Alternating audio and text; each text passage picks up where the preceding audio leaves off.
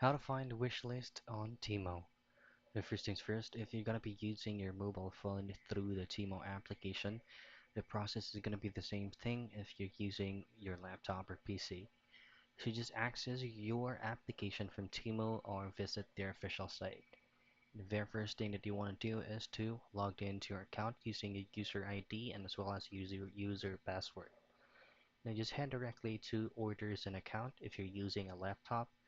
If you're using a mobile phone from the app, just head directly to the U tab, which is going to be located at the center portion of your screen.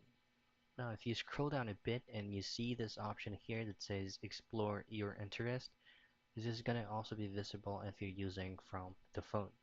So, as you can see, it is currently empty, so there is no options here to press or to click because I haven't added wishlist on my account yet. But if you already added one, then it should be able to show here. You simply click on that, and all of your wish list will be visible. So that's how you find your wish list on Temu.